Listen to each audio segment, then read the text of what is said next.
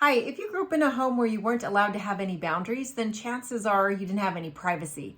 And the problem with not having any privacy would be that we'd never understood what our right to privacy is, which means we more than likely struggle with boundaries. Privacy and boundaries are directly correlated. So if we don't understand privacy, we're not going to understand boundaries. And if we struggle with boundaries, we probably don't understand privacy. So thinking of privacy, if someone asks you a question, have you ever felt like you just had to answer it just because they asked? When the truth is, you don't ever have to answer a question unless you want to. And even then, you still have a right to decide how much you're going to share. But when we grow up without any boundaries and then we don't understand privacy, when someone asks us a question, we could just like divulge way too much and later on really regret it, right? We're just like, why did I stop talking? Like, they didn't even ask me about that. How come I couldn't like shut that valve off? And part of it is because we didn't understand boundaries growing up, which means we never learned about privacy. And now as an adult, we struggle with boundaries. So in thinking about privacy and your right to privacy, you'll always have a right to whatever is in your head and whatever is in your heart. So your privacy is what you're thinking, it's what you're feeling, it's what you're hoping. It's future hopes, past hopes, disappointments, traumas, anything that's in your head and heart, all of that belongs to you, and so does your body. And so if you learn that, oh, this is where my privacy starts, I decide how much I'm going to share, who I'm going to share it with, how much of that I'm going to share, in which type of settings, and it could change. That's up to me, right?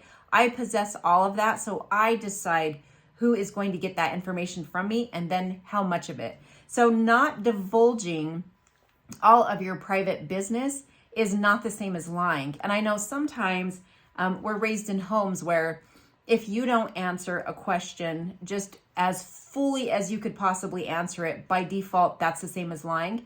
And I would say, actually, you have a right to privacy. I think understanding the difference between what's a secret and what is private, that's also super helpful. And there's many ways that you can look at that. One way to look at that is a secret can be possessing information that is someone else's business, right? So if I have information that's actually their business, that can be considered a secret because what I'm possessing may hurt them. It may cause them to change their mind about something because they're getting more information, becoming more informed. So there's part of that could be a secret, especially where there is harm somewhere that I'm protecting, right? But as far as privacy, if it is my business, it's my own thoughts, my own feelings, hopes, dreams, desires, failures, traumas, disappointments, any of those experiences or anything of what's living inside of me, I possess all of that, and that is my right to protect. And I decide who's going to get that from me and when they're going to get it from me and how much of it they're going to get. And again, you always have a right to change your mind. So in thinking about privacy, okay, it's just basically all of this is what's private, and that's what is my right to protect.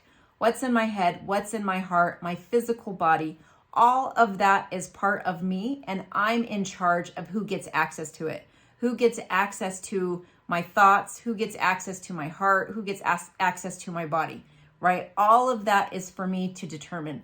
So if you're with someone who has poor boundaries, chances are they're trying to access one of those areas of you without getting your permission. They're either demanding it or they're trying to punish you when they don't get access to it.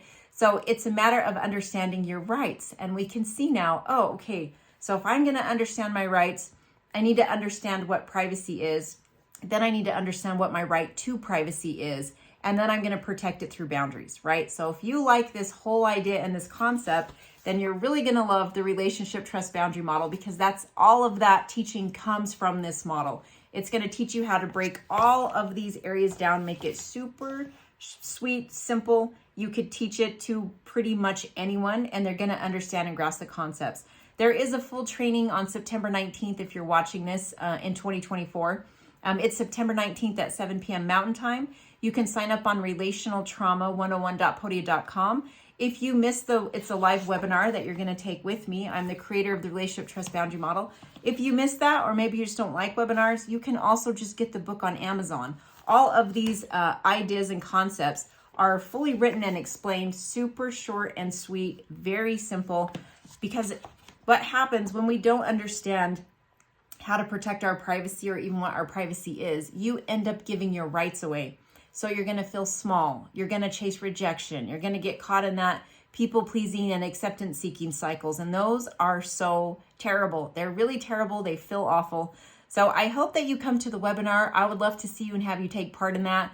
You'll be able to ask me questions at the end if after learning about the model you have more questions. It is definitely not therapy, but it will be very educational, and it's just information that you can decide how you're going to use that and implement it into your life if you decide to do so. So I hope you take good care. I really hope I get to see you at the webinar. If nothing more, thanks for listening, and I hope you pick up the book today if you're interested in learning about the model, because it is life-changing.